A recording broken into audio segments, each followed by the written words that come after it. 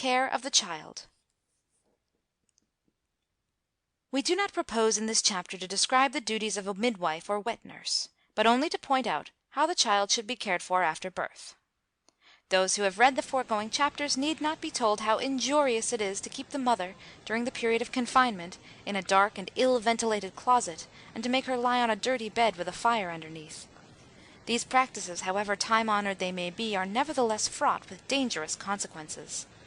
No doubt, during the cold season the mother should be kept warm, but this is best done by using good blankets.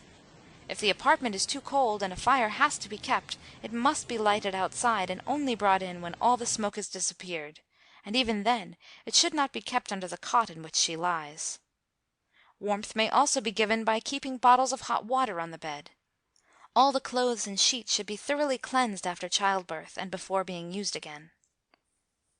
As the health of the child will depend entirely on that of the mother, special attention must be paid to her diet and mode of living. If she is fed on wheat, with plenty of good fruits, like the plantain, and olive oil, she would feel warm and strong and have plenty of milk. Olive oil gives aperient properties to the mother's milk, and thus serves to keep the child free from constipation. If the child is unwell, attention must be turned to the state of the mother's health. Administering drugs to the child is as good as murdering it, for the child, with its delicate constitution, easily succumbs to their poisonous effects. Hence, the medicine should be administered to the mother, so that its beneficial properties may be transmitted to the child through her milk. If the child suffers, as it often does, from cough or loose bowels, there is no cause for alarm. We should wait for a day or so and try to get at the root of the trouble, and then remove it. Making fuss over it and falling into a panic only makes matters worse. The child should invariably be bathed in tepid water. Its clothing should be as little as possible. For a few months it is best to have none at all. The child should be laid on a thin, soft, white sheet and covered with a warm cloth. This will obviate the need for the use of shirts, prevent the clothes from getting dirty, and make the child hardy and strong. A fine piece of cloth folded into four should be placed over the navel string, and kept in position by a band over it. The practice of tying a thread to the navel string and hanging it round the neck is highly injurious. The navel band should be kept loose. If the part round the navel be moist, fine, well-sifted flour may be gently applied over it. As long as the supply of the mother's milk is sufficient, the child should be fed exclusively on it, but when it gets insufficient, fried wheat well powdered and mixed with hot water and a little of jaggery may be used as a substitute with quite good results. Half a plantain well mashed and mixed with half a spoonful of olive oil is also particularly beneficial. If cow's milk has to be given, it should at first be mixed with water in the proportion of 3 to 1, and then heated until it just begins to boil, when a little of pure jaggery should also be added. The use of sugar instead of jaggery is harmful. The child should gradually be accustomed to a fruit diet, so that its blood may be kept pure from the very beginning, and it may grow manly and bright. Those mothers who begin to feed their children on things like rice, vegetables, and dal, as soon as or even before its teeth have appeared, are doing them infinite harm. Needless to say, coffee and tea should be strictly eschewed. When the child has grown big enough to walk, it may be clothed with kurta and the like, but its feet should still be kept bare, so that it may be free to roam about at will. The use of shoes prevents the free circulation of blood and the development of hardy feet and legs. Dressing the child in silk or lace cloths, with cap and coat, and ornaments, is a barbarous practice.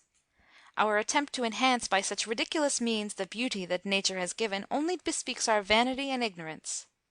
We should always remember that the education of the child really begins from its very birth, and is best given by the parents themselves. The use of threats and punishments, and the practice of gorging the children with food, are an outrage on the principles of true education. As the old saying has it, like parent, like child. Hence, the example and practice of the parents necessarily shape the conduct and character of the children. If they are weaklings, their children also grow up weak and delicate. If they talk clearly and distinctly, so too will the children, but if they talk with a lisp, the children will also learn to do so. If they use foul language, or are addicted to bad habits, the children necessarily imitate them, and develop into bad characters.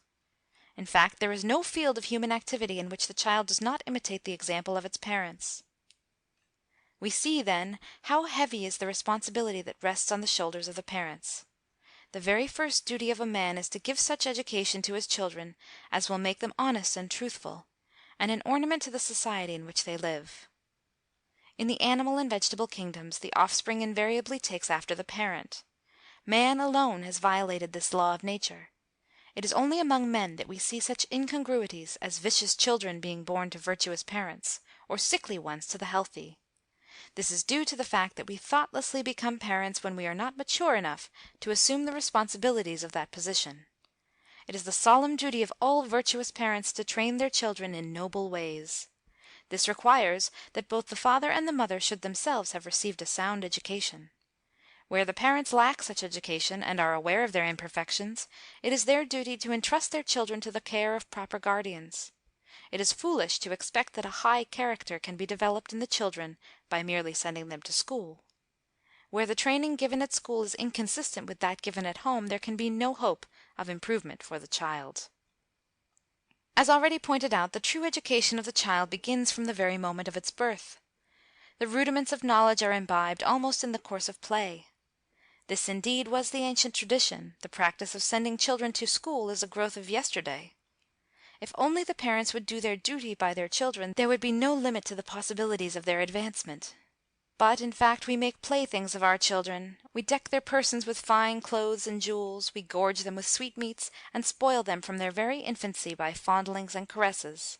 We let them go unchecked on their way in our false affection for them. Being ourselves miserly, sensuous, dishonest, slothful, and uncleanly, is it to be wondered at that our children should follow in our footsteps, and turn out weak and vicious, selfish and slothful, sensuous and immoral? Let all thoughtful parents ponder well over these matters, for on them depends the future of our land.